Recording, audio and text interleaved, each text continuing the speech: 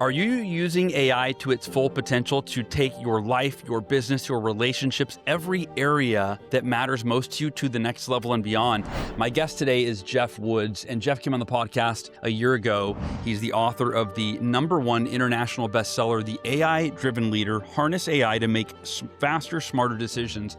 And today we're talking about AI, not just for professional use, but how do you use AI to accelerate and amplify your ability to think as effectively as possible. He's going to share today how he and his wife have used AI to transform their marriage, to make them better humans. The way that Geoff sees AI is it's not to replace you, it's to make you irreplaceable by acting as a thought partner while you're still the thought leader. So you can think better, make better decisions, and I've used it in every area of my life over the last year. And today I also asked him the tough questions. What are his biggest concerns with AI?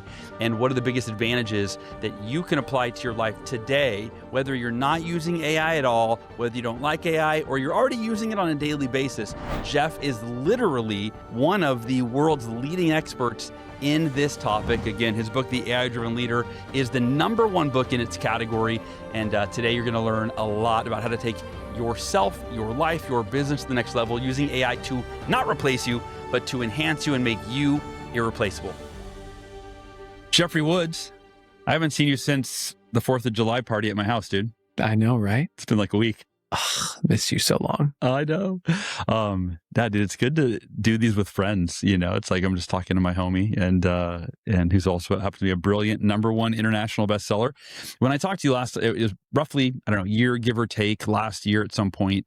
And I had you on. I started by saying, like, Geoff, I represent the percentage of people, maybe it's 50%, maybe it's 70, I don't know, that aren't using AI either because, and I said I fall between like, I don't fully get it yet, but also I'm not convinced it's good for humanity, right? So like I was kind of on that edge, and I tell this story all the time, by the way, whenever I'm talking to somebody about AI. I say, yeah, I interviewed my friend Geoff. He wrote The AI-Driven Leader. It's like one of the best-selling books in the AI space. In fact, #1 in its category. I said, and I told him I'm like kind of anti-AI. I don't know. And you're essentially, the way I describe it is, you convinced me. You're like, look, AI is not going anywhere. This would be like someone that's like, 30 years ago, I don't trust the internet. I'm not going to use the internet. It's like the internet's now part of our life. And so using it for good and utilizing it to make you a better human. And AI is just kind of the next technological advancement in that regard. So here's the premise of today. So a year ago it was, why should I use AI? Like, Geoff convinced me. And now I've been using AI for the last year or so, and very effectively, personally and professionally. Still have my, concerns, but now it's how do we use AI effectively? And I imagine some people listening are still like, I'm still not really using it. Or they're like, I tell my mom, like, I think a lot of people use AI just like a search engine, like an advanced search engine, right? So let's start with answering the question, not why should we use AI? I just answered it. AI is here to stay. It's a tool that we've got to use. You can use it for good or evil. How are people using AI in a very primitive way, and how can they get the most out of it? Yeah. So when I look at the market today, I still feel like people are using this majority one of two ways, which is like a really smart Google. They're asking it questions and getting answers, or they're using it like an assistant to help them write better emails. And the thing is, if that's you who's listening to this or watching this, you get double high fives from me because you're at least in the game. Yeah. You've started to use it. I can give you a very subtle tweak that will take your results into a different stratosphere. Yeah. If you're not in action yet using the technology, okay, we got some inertia to overcome. Hopefully this conversation today will get you into motion. Yeah. But for me, I remember before I wrote the book, I was a chief growth officer for a public company. And I remember when I first saw ChatGPT, I said, and it literally was been 2 weeks after it hit the world, I made a personal commitment to say, I'm going to use this once a day, every day. Something in my soul, Hal, said, Geoff, you need to understand this if you're going to lead the company. And very quickly I realized I was using it for the things that frankly didn't really matter that much. If I look at my role in driving growth of a large company, my ability to use a search engine or write better emails was not the 20% that would drive 80% of the results. Sure. And I found myself thinking, oh my gosh, I'm trying to major in the minors. Yeah. What does it look like to major in the majors? And that's when I realized if we talk about using technology to enhance us as humans, a core skill that I think is going to matter more than ever before, Hal, is your ability to think strategically. It's the difference between growing your business or going out of business. It's the ability to navigate the problems in your professional or your personal life comes down to your ability to think strategically. And I think that's the greatest opportunity. I think this is why the AI-driven leader has had the staying power that it's had. Is it's not about using AI as an assistant. It's using it to elevate how you think as a human. Because when you can do that, oh my gosh, the things you can start to achieve in both professional and personal sides of your life is truly extraordinary. So give a simple example of how somebody would use it as a strategic, because that's how you talk about it. It's a thinking partner. You're the thought leader. You remain the thought leader. You don't delegate. And a lot of people, that's a whole other problem we could talk about, right? Is they are delegating their thinking to AI.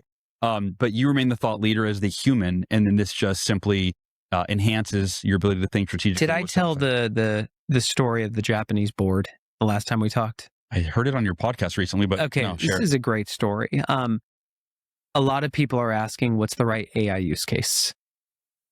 I don't think that's the right question because you end up making AI a solution in search of a problem. Okay. AI adoption is not your goal. So I don't go asking what's the right AI use case. A question that I like to ask people is what's one of the biggest problems that you are facing, period? That if we could just solve it, it would make a huge impact for you, whether in your business, in your personal life. I asked this to a leader and he said, okay, I've got a really interesting one. I run a manufacturing company here in the US. I leased all this capital equipment from a company in Japan. Things have really shifted in the market. The debt structure is now killing us. We're going to go bankrupt if we can't get it restructured.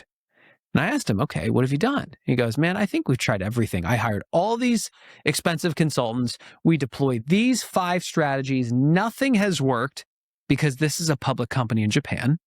The board is refusing to restructure the debt because they think they'll lose face in Japanese society. I have no alternatives. We're going out of business unless you think AI can help. Now, does that sound like a natural use case for ChatGPT? Yeah, not exactly, no. Any problem you are facing, any goal you want to achieve is an AI use case. So don't ask what's the right AI use case. Ask what's the problem I need to solve, the goal that I need to achieve. That is your AI use case. Now, I have a very specific way that I talk to AI called CRIT. Yes. That's my prompt framework. And we can go deeper into it, but we need to go deep on this. This is the whole backbone of the AI-driven leader. CRIT, it stands for context, role, interview, task. If you can start to communicate AI following AI following CRIT, you'll go to top 1% of people in the world using this for strategic thinking. So context, you give AI lots of context about the situation because it doesn't know you, your business, your life, how the way that you do. Role is where you tell it the kind of experts you want it to be to advise you for this use case. But the real game changer is the interview. I don't ask AI questions. I make AI ask me questions. Yeah, that was transformative. Pull deeper context out of my head, and then it can accomplish the task. So I'm actually going to rattle off the actual prompt I wrote for the CEO following CRIT. Context. I'm a manufacturing CEO. I leased all this capital equipment from a company in Japan.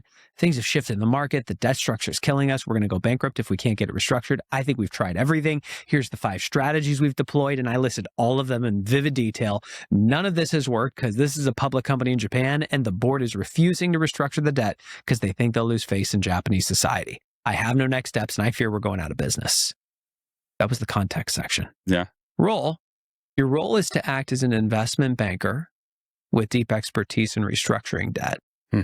Interview me. Ask me 1 question at a time, up to 3 questions to gain deeper context. Then your task is to give me 5 non-obvious strategies I could deploy to get the board to restructure the debt. That's CRIT. Yeah. And by the way, I want to pause real quick. Are you a father or do you know a father who wants to show up at their best for their kids and their family?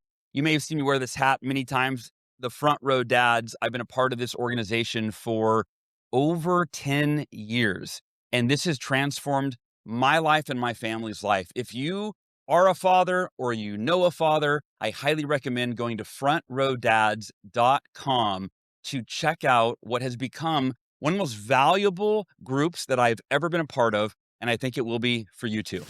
if someone's listening to this and they're like, I don't have a manufacturing company, this CRIT formula, I've used this in my marriage. I've used this as to figure out getting along with my teenage daughter when I can't figure it out. And it doesn't do it for me. It helps me figure it out and see different perspectives that I would not otherwise have. Yes. My mind is blown when I get the response. I go, oh my God, I didn't realize that. And it's harnessing, to your point. You had this role being an investment banker. I'll be like, hey, I want you to act as, for my marriage, for example, I want you to grab everything known about John Gottman, the world's greatest relationship expert, and I want you to act as John Gottman. That is your role. And then you literally, based on everything John Gottman's ever written, instantaneously, that's who's asking you questions that are getting you to anyway. So I just wanted to like broaden people real quickly and pull them out and go, hey, you can apply this to your finances, your business, your marriage, parenting, anything. Yeah, everything. And here's why that's possible, Hal. I mean, think about how many books you've read in your life. 100, 500, 1,000. If you think of every page you've ever turned, every word you've ever consumed, what percentage of that collective knowledge do you think you can recall and apply right now? Less than 1. Right. And you've done remarkably well. Yeah. Even though you can only recall and apply the minority of what you've learned, which is the minority of the information of the world. Yeah. These models have been trained on about 500 million books worth of data. Wow. They can remember 100% of them. How long do you think it took to read through 500 million books? Even imagine what that would look like to understand how an investment banker with deep expertise in restructuring debt, who also knew 2,000 years of Japanese culture and history, would think, act, turn the tables, and ask the first question. Yeah. Under a second. Here's the question it asked. Do you have any relationships with any other influential executives in Japan that the board would respect? I look at this leader and he goes, oh my gosh, what a great question. I would have never asked that. Holy smokes, I do. And it asks him 2 more questions at that level before it turns the tables and gives him 5 non-obvious strategies. The number 1 recommendation, it called the Saving Face Consortium. It said, you have enough relationships with all the right people in Japan. Why don't you just approach them to acquire your debt? Give them really favorable terms. Your debt will get restructured. Your board will save face. I turn and I look at him, Hal. His whole body language has shifted and he's actually holding back tears. And he looks at me and very vulnerably admits, I have not slept in 90 days. I have been making peace with the fact that we are going out of business, but in less than 10 minutes, I got hope. Wow. 2 months later, my phone rings and it's a text from him that says, the ball is moving. I actually think this is going to get done. So for you who's listening to this, I think one of your greatest opportunities, you can ask, will AI replace me? And you could probably come up with ways that you might find a yes to that. But I think you can ask a better question, which is, how might AI make me irreplaceable? I guarantee you can find answers to that too. And when I think about the skills that are going to matter as humans, our ability to think strategically is so core. Stop asking AI questions. Start asking AI to ask you questions to elevate how you think. 2 of my favorite products. I've been taking these for 4 years, and they are now a sponsor of the podcast. Cured Nutrition, Flow Gummies. I start every day with 2 of these. I meditate for 30 minutes without any supplements, and then I take Flow Gummies 7 days a week, almost every day. And then I go to bed with night oil. 30 minutes before bed, I take night oil, and it helps me fall asleep and stay asleep. So I start my day with Flow Gummies. I end my day with night oil. If you want to implement my routine into your day with Cured Nutrition, go to curednutrition.com/Hal. Again, that's curednutrition.com/Hal, and use the discount code HAL at checkout for 20% off your entire order. Flow Gummies to start the day, night oil to fall asleep. You'll feel better. You'll act better. You'll perform better. Check it out. Incredible. I want to back up to what you just mentioned, the skill piece. And I know that one of your early mentors, when you were getting out of college, right? You asked, hey, what's the best job for me to get out of college? Like, what's the job of the future? What job will, be here for a long time? And I think right now people are asking that. It's like, what if AI is going to replace 300 million jobs? well, what do I do? And your mentor told you what? You're asking the wrong question. He said, you really should be asking, what are the skills I can master that are so valuable, they'll serve you no matter where you go? Then go find jobs that help you build those skills. I think that quote is more timely than ever before, because if you really think about what is a job? A job, think of a formula. Job equals skills you apply times processes you follow. Your job is skills you apply and processes you follow. If you study technology throughout history, from the printing press to the steam engine, assembly line, electricity, internet, what you will realize, Hal, is it did not replace jobs. It made the value of certain skills and processes skyrocket in value, and the value of certain skills and processes plummet in value. It's why 6 out of 10 jobs that exist today did not exist in 1940. What happened to employment? Overall, it's up. But what we do is different because technology changes that. And this is why I think it's so important that we get back in touch with what are those skills that we can master that are so valuable. They'll serve us no matter where they go. I would imagine you would say AI is one of those skills.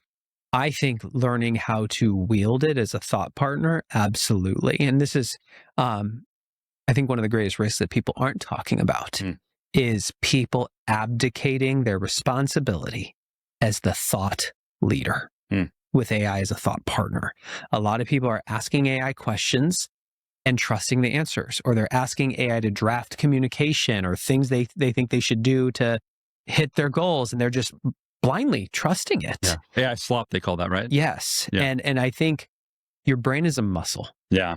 When you use it, it gets stronger. If you stop, it atrophies. And I think the key here is when AI gives you an answer, don't trust it. Apply discernment. Yeah. Apply judgment. Have taste. And use it as a thought partner where you are constructive and saying, here's what I like about what you gave me, but here's what I don't like. Here's the top changes I want made. Like, you are the thought leader. You are in the driver's seat. Do not outsource your thinking. Yeah, I think it's really important too for folks to realize that AI is designed to just kiss your butt, for lack of a more technical term, right? And it's so funny. I don't want to name names, but people in my family that use it, they're like, "Man, AI just said I am right on in my thinking." And I go, no, you have to actually tell it to push back and challenge your thinking. So yeah, that's a piece that I think is important. And you got to be. This is called an echo chamber. Yeah, and these models are designed to please you. They want to affirm you. They want to make you feel good so that you keep using it. And this is where you just got to be really thoughtful and purposeful. As thought leader, I understand that it's going to say that way. One of my favorite roles to give it after I write a crit and it gives me the initial response, I then do not accept it. I apply skepticism and judgment and say, here's what I like about it. Here's what I don't like about it. Here's the top changes. And I'll go back and forth with AI several times, almost like we're playing pickleball, back and forth until I like the answer. Then, Hal, I recognize that's just the best that I can do with AI. It's not the best that can be done.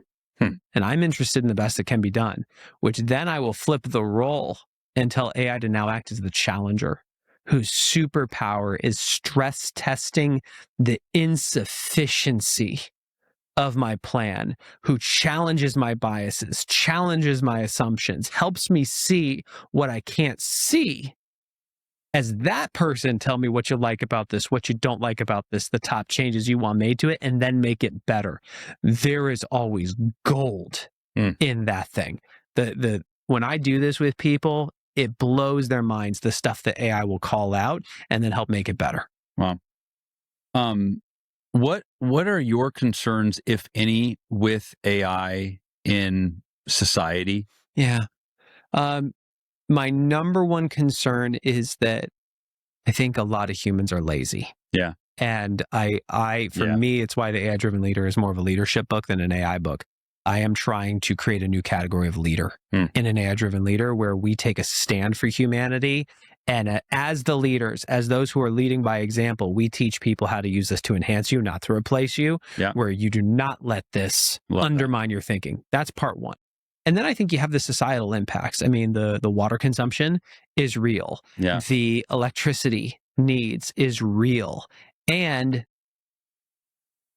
I think as humans throughout history, we have proven we always solve the biggest problems.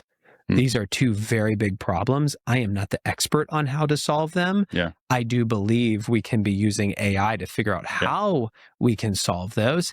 And, there's so many kids coming out of college right now who have a negative perception of AI. I was at dinner the other night with a few other CEOs, and the waiter heard us talking about AI and he scoffed.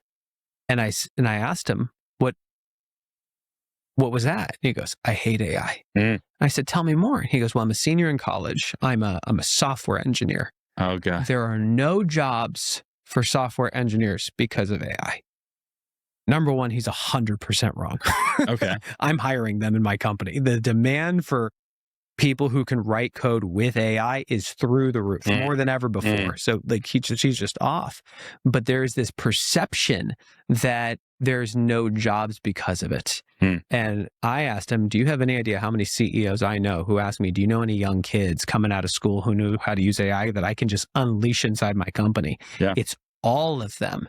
And so I think there's a lot of people who, because they think it's impacting the jobs out there, or they have questions about the environmental impact, which I can fully support. And I think you also have to ask what your long-term career viability looks like. Because imagine if you're a hiring manager and somebody applies and says, I'd love to work here. I think I'm a great culture fit, but something you need to know about me, I don't use the internet. And in fact, I actually refuse to use electricity overall, but I'd still like to work here. Yeah.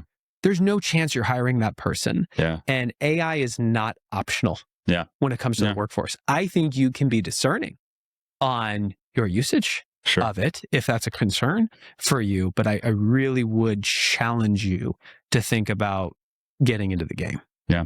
What's your point? The waiter, I think you said that was a software engineer, afraid, there's no jobs available. And I don't know if it was you that said it, but it's not that AI will replace you. It's that someone who uses AI will replace you. Totally. And the good example is, graphic designer on our team.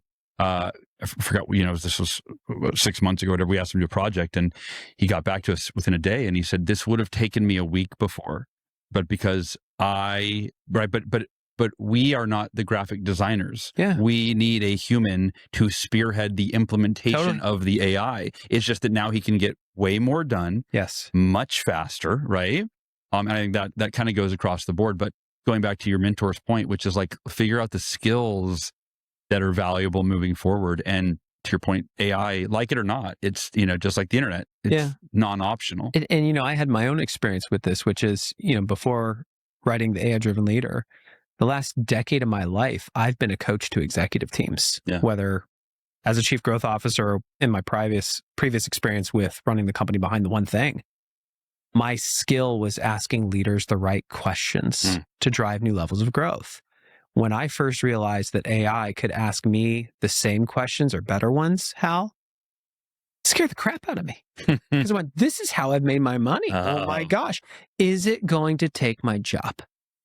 But that's when I had read Dan Sullivan's book, 10X is easier than 2X. Yeah. And it's a really interesting concept that if you want to double your income or double your revenue, you can keep doing 80% of what you currently do. You only have to change 20% and you can double. Yeah. But if you want to grow 10X, you literally have to stop doing 80% of what you currently do. Yeah. Hold on to the core 20 that drives 80% of the results and reinvest that 80% in higher levels of capability. And I started to pay attention to the questions I was asking myself. If I'm asking, will AI replace me? I could find plenty of reasons that could be true. Yeah. But then I thought, can I ask myself a better question? How might AI make me irreplaceable? I love that. And I actually wrote a crit on this to identify what are my greatest strengths as a human that differentiate me from everybody else. How do I harness those strengths and focus them on the 20% priorities of my role that are in alignment with the goals of my company, and use AI to turn those strengths into superpowers? Yeah. And then all the other 80% stuff, I have developed so many skills I would have never thought couldn't have even imagined. Like, you can't imagine Uber or Waymo or self-driving Teslas if you haven't seen the internet. And I think people are trying to imagine what their life is going to look like in an AI-driven world with industrial ways of thinking. Yeah. Industrial revolution is over. It is time. AI is here. You have to get in the game, because otherwise it's like you're living in black and white every day trying to describe color. Yeah. You got to see it first. So I want to ask you, what are your, I'm thinking schedule here. So if someone's like, okay, I'm using AI, or I want to use AI, and even for me, I'd love to know your rhythms on this, but what are your daily or weekly rhythms? Do you have like blocks of time where you go, okay, for this hour a day, I have my AI executive coach? Nope. Okay. As needed? Now, when I was starting, Yeah. I had time blocks Okay. to be testing minimum an hour a day when I was starting, and I was listening to podcasts, I was watching courses, like I was all in on aggressively learning it as fast as possible. Yeah. And what I realized is there's so much crap out there. I realized that 80+% of the news, the tools, the use cases didn't matter. Because for me, our mission as a company is to build better leaders who create better businesses and ultimately help people live better lives. Better leaders, better businesses, better lives. When I look at an AI tool or a use case or news about AI, my first question is this a 20% priority that'll drive 80% of the impact toward me becoming a better leader who builds a better business and helps people live better lives? That's an exceptionally high bar, Hal. Almost nothing qualifies for that. So I actually ignore most of it. But I realized using it for strategic thinking, that was a place that I could go that was universal for any person, whether you're in the professional world, if you're looking to harness this in your personal life, it works for everyone. And so for you who's watching this or who's listening to this, I would the simplest thing you can actually do is get 2 sticky notes and a Sharpie. Okay. And on sticky We're getting old school. Let's go. The AI guys going old school because it works. Yeah.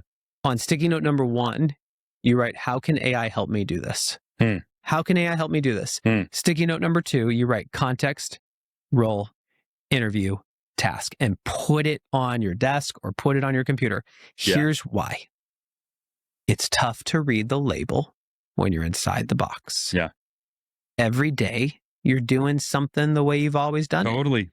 I was reading my financial statements one day, and I looked down and I saw that first sticky note, and I went, how can AI help me do this? What would that prompt even look like? And then there's the second sticky note that says context, role, interview, task. So I literally opened up, in this case, I think it was ChatGPT.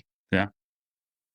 Wrote in context, role, interview, run task. through that. Just I want to keep doing crit for people, and then even we'll unpack it. But so I want to I'll get real technical. Okay. I actually put the caps lock on. Okay. Because I want the context, role, interview, task to be in all capital letters as headers, so it stands out more for the AI. So I literally typed with all capital letters context, and then I held down the shift key and I hit enter 3 times so that I would skip lines without sending the prompt. Then I wrote role, then I held down shift and I hit enter 3 times. Then I wrote interview, shift enter, task. Now I have crit as like this ladder inside the text box.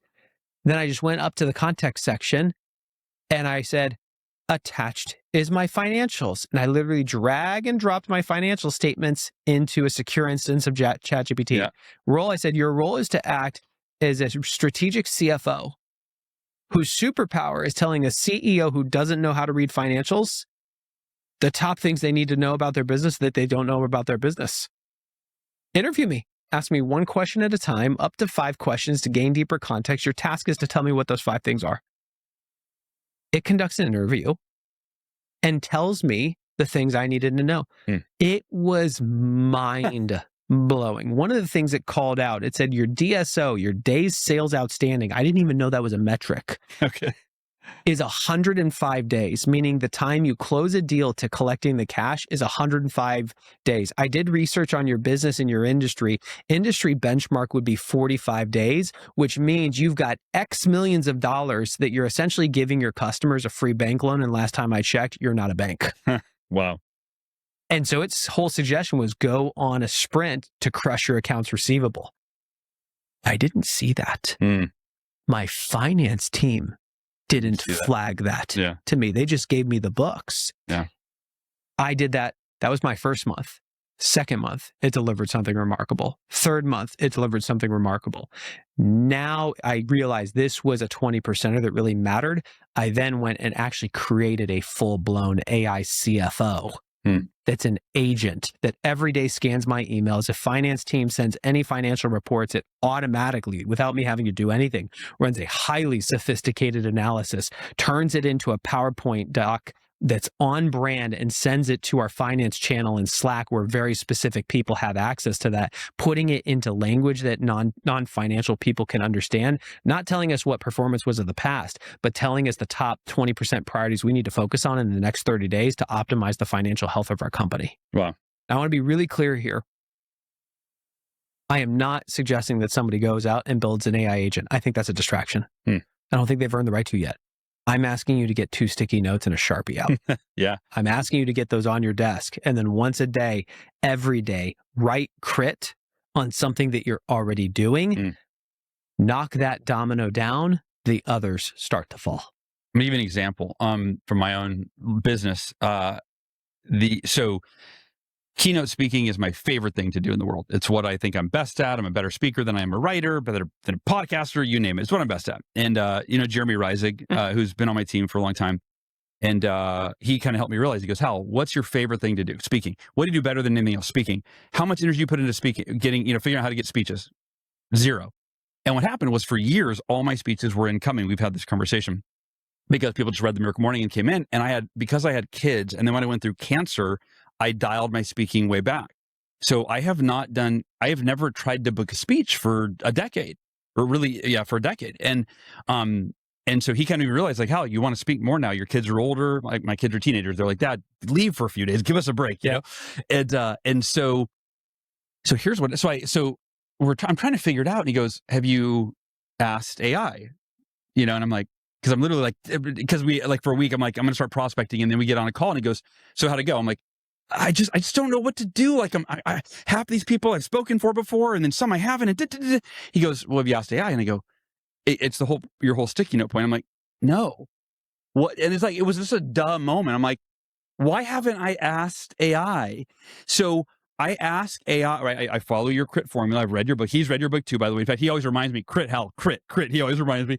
And so I ask it, I pick one person on my client. I'm like, I've got a bunch of clients. It helps me narrow it down. First, I've got a bunch of clients. It's like, all right, well, let's choose one who you've spoken for before, ideally more than once. They brought you in more than once. So pick like your best client that you've had. I'm like, great, got him. Okay.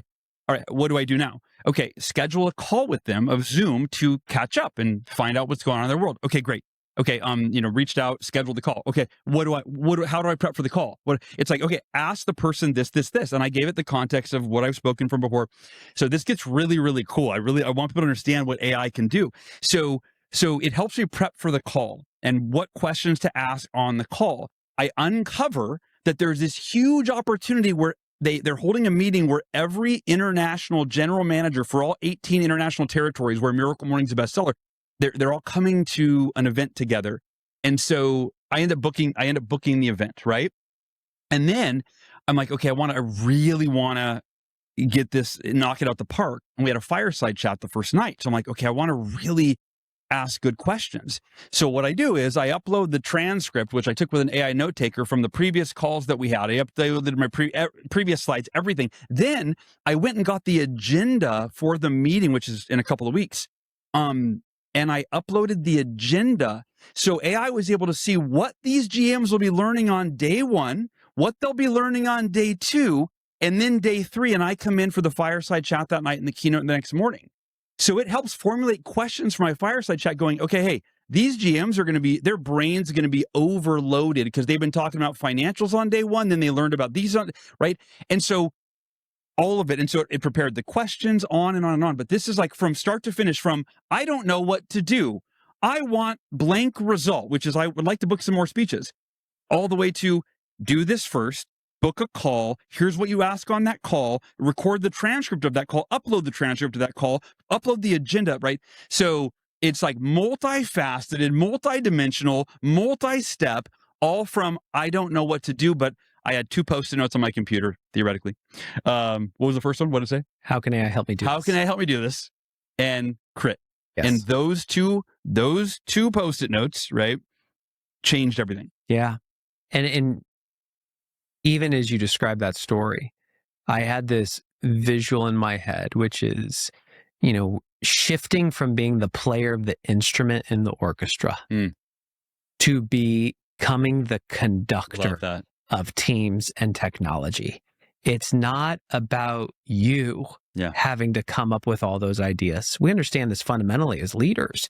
You don't have to have all the answers. You surround yourself with really smart people. And if you if you point them at the goal and ask them the right questions, you get out of their way.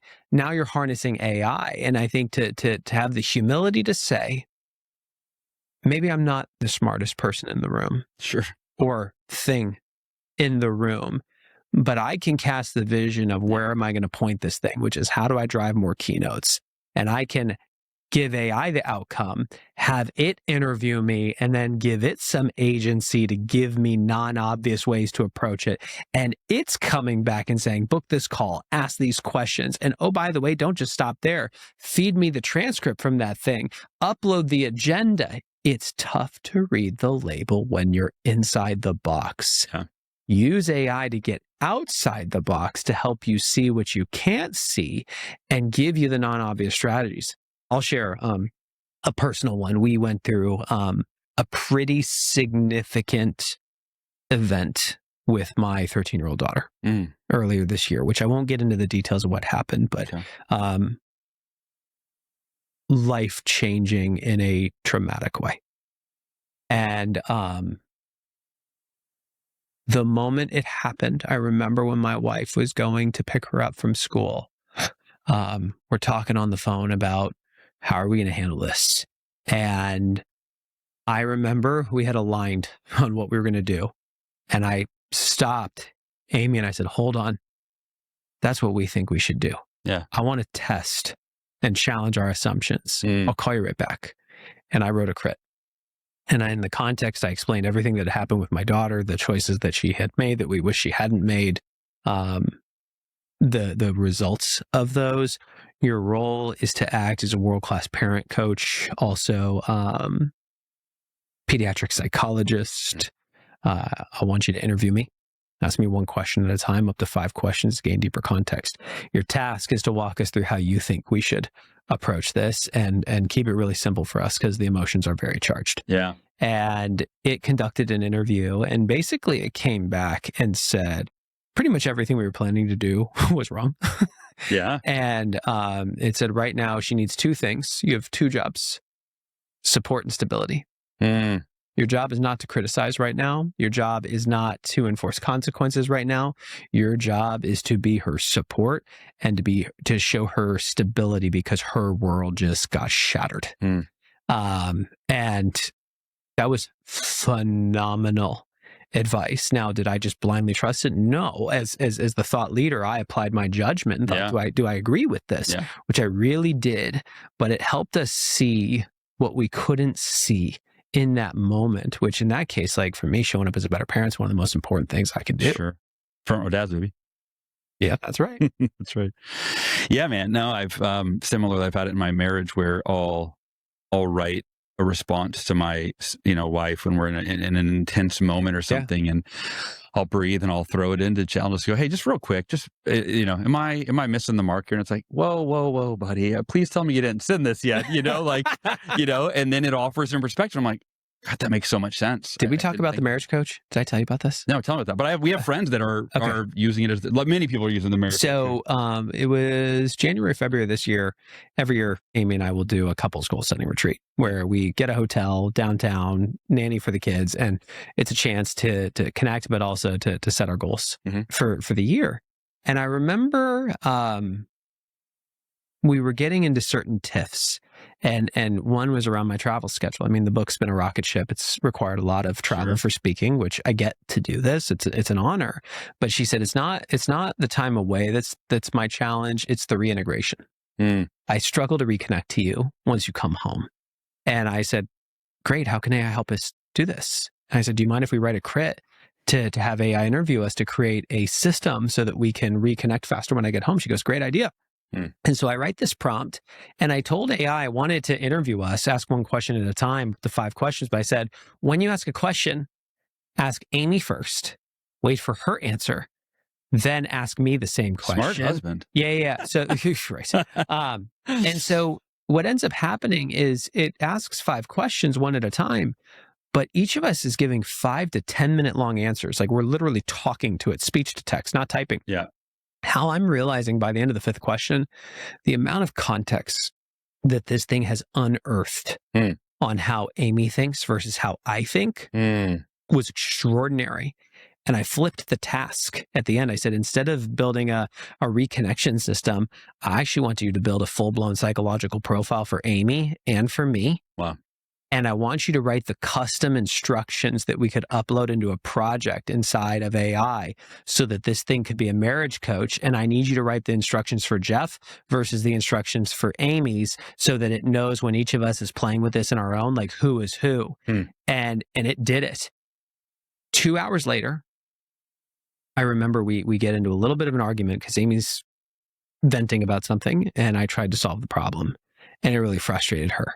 And I thought to myself, how can AI help us here? So I'm going to read you what actually it said. Okay. So I opened up the marriage coach, the AI marriage coach, which had the psychological profiles, and I'm doing it in mine. So I had to tell it, here, where are we? Projects, marriage coach. Here we go. This is so good. All right. So this is what it's telling you? No, just wait. Okay. Hold on. The Wi-Fi in here is not great. I'll paraphrase what I said. I'm talking on behalf of Amy, but why is it that when I'm venting about something that's not going well in my life and my husband tries to solve it, I get really upset with him?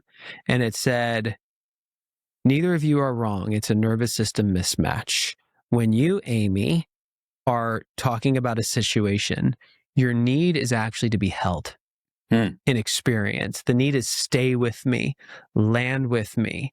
For Geoff, when he hears you discussing a situation like that, he hears a call for action and to perform. He's trying to restore stability to you, but he doesn't realize that speed is showing up as abandonment for you, which is causing grief and loneliness and shame.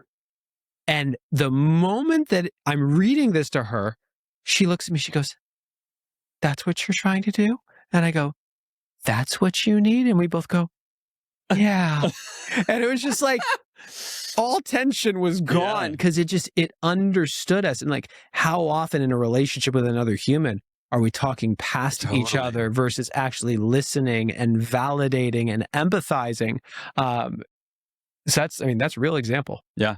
No, that's incredible. And again, it's not replacing you. No. And it's not replacing Amy. It is enhancing your ability to think and show up for the other person in the most effective way. Totally. And that's a microcosm for, to me, what the AI-driven leader is about, what your work is about. You're just doing it for companies, for organizations, for leaders, right? Helping them to enhance their ability as a human to show up better for the people that they love and the people that they lead, in the way that marriage coach helped you and Amy show up for each other. Yeah, and I'll give you a real use case on that. I mean, drinking our own champagne is a core value, meaning we practice what we teach. Okay. So there's nothing that I say here that I do not personally live myself. Because that's how I show up. Because I drink my own champagne, I am then able to I've earned the right to set the example for my team. Marianella is my former executive assistant. Have I told you this story? No. Oh, you're going to like this. 4 months into her working with me, she's absolutely crushing it, like 10 out of 10 on every KPI. And so I'm going, wow, she hit it that fast. Let's give her bigger shoes. Let's promote her. Let's give her a bigger opportunity. Now, I did this a completely different way. Because in the past, when you're a leader and you want to promote somebody, you write a job description, you might write an onboarding or a transition plan, you give it to them and say, congratulations, here's your new title, here's your new role, here's your new comp, here's your new performance metrics for the next 90 days, go. But what you're really doing as a leader is assuming that you know better than them how to maximize their potential inside an organization. That's top down. Yeah. That's a very industrial way of thinking. And I think in an AI-driven world, you turn it on its head. So I did something completely different. Okay. I sat her down and I said, you're crushing it. I'd like to give you a promotion. We're going to do this a little differently. I want you to use AI. I want you to write a crit or have AI interview you to help you self-discover what are your greatest strengths. Wow. That you may or may not even be harnessing in our company today. And I want you to cast a vision for how you can harness those strengths, focus them on what you think the 20% priorities should be for your role that would drive 80% of our results toward the company goals, and how AI could turn those strengths into superpowers. Bring me that vision. And it has to be able to make you at least 10 times to 100 times more valuable to the company. Only reason I can do that is because I see color. Like I can cast the vision for that. She looks at me and she goes, got it. Now I want to be really clear.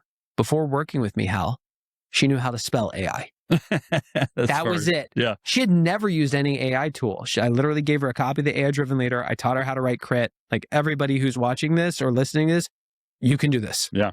She comes back to me the next week. She goes, I'm ready. I go, with what? She goes, my vision. I go, awesome. Let's hear it. She goes, well, here's what I've gotten clarity on that are my greatest strengths. Here's the 20% things I'm currently doing that if I harness my strengths there and double down, it's going to bring 10 times more value.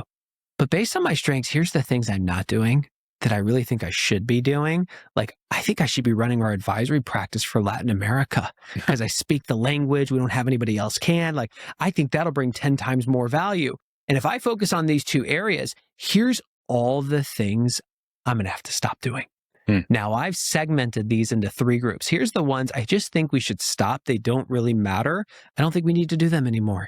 Here's the things I think we can use AI to augment or automate, so they'll still get done, just not by a human. Here's the ones that still are going to require a human. Based on that, here's a job description for my replacement. Here's their 20% priorities, their 90-day onboarding plan. I did research on compensation. Here's the research to back up what I'm about to recommend. I recommend we pay them X. Do I have your approval? I go, 1 approved, 2, holy smokes, like I am blown away. And she goes, I really appreciate that, but I'm not done yet. I go, what do you mean? She goes, Geoff, that was my vision for 10 times more value. That's not what you asked. You asked for a vision of 10 times to 100 times more value. I sit back in my chair, Helen, I'm just like, you've got to be kidding me. She goes, here's my realization. There is no way I can bring 100 times more value unless I made you 100 times more valuable first. So here's a crit I've architected so that AI will interview you, Geoff, to cast a vision for how you can bring 100 times more value. I love that. I go, I can't wait to do this. She goes, good, you'll do it now. I'll wait. And she literally waits while AI interviews me, spits out this vision, but it also created a system of rules that she would have to embed in the company to transform my time allocation. Wow. I tell her it's the most valuable prompt I've ever done. And she goes, I appreciate that, but we have a problem. I can put these rules into place, but I know you. You're going to break every one of them. You don't follow rules. And I'm like, dude, she's so right. Yeah. And she goes, don't worry, I got you. Here's another crit I wrote where AI is going to interview you to identify how you're going to try to break all these rules and will come up with a defense process. So if you ever want to go break a rule, you're going to have to go through AI first. This has literally transformed what my calendar looks like. Her job description as executive assistant went from check my email, check my calendar, manage my 80%. Her new title is now executive multiplier. Now we're actually promoting her again to lead operations for the company, where she's her multiplier JD was to make me 100 times more valuable, run our Latin America advisory practice, and run all the internal systems around our rhythm of the business to ensure we hit our revenue goals. Wow. I would have never swung so big from a job description standpoint for her. But I gave her the permission to get in the driver's seat, to use AI as a thought partner, to harness her strengths, focus them on the 20% that would make the biggest impact toward the company, how to turn those strengths into superpowers. She brings that to me, and then I get to apply my discernment to say, what do I like? What do I not like? What are the top changes? She has crushed that role. And like I told you, now we're promoting her again to run all of operations. She could be our COO one day. Wow. Incredible. You've got me excited to go home and model what kind of the process that she ran herself through, and then ran you through. Oh man, we could keep talking. I'll have you on next time you update the book, and that'll probably be in the next 6 months because AI is changing so fast. But so before we wrap, just one last question for anyone that doesn't know: what are you doing for companies and for leaders? If I know. More than half of our listeners aren't running businesses. They might be solopreneurs, but there are, quite a few that are executives and CEOs and that kind of thing. So what are you doing for folks? We are the best in the world at helping leaders become AI-driven leaders. We do that one of two ways. If it's a larger company, we come into the executive team and literally evangelize them. If it's somebody who's a solopreneur, an employee inside of a company, we do a team accelerator, which is coming up in October, where 2 days in person in Austin.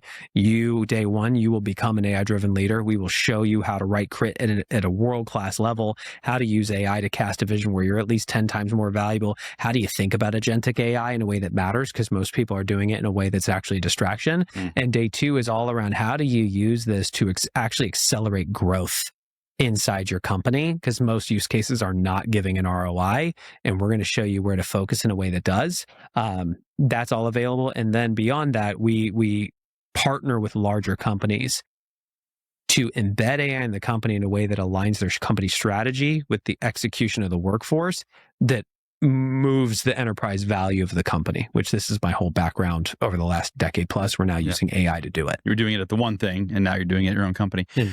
What is the best place to connect with you, learn more from you, work with you? So the website is aileadership.com. The book is The AI-Driven Leader. It's anywhere books are sold in all forms, from hardcover to ebook to audiobook.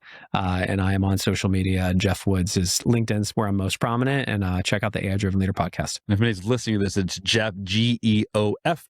That's right. Woods. Which is, isn't that Latin for man of your dreams?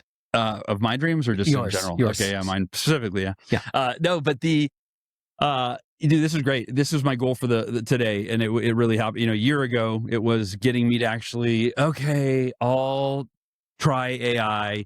I'll use it, and then now it was like, how do I up level, and how do I really use it effectively? And I feel like you've really helped me do that, man. So thank you, brother. I appreciate you. It's my pleasure. All right, goal achievers. I love you so much. Make this a great week. Check out Geoff's book, The AI-Driven Leader. Highly recommend it. I think it applies to any human being. You don't have to be in a leadership, quote unquote, position at a company for this to apply to you. It literally is, how do you use AI effectively so that you can be the leader of your own life? AIleadership.com. Grab the book AI-Driven Leader, and I'll talk to you next week.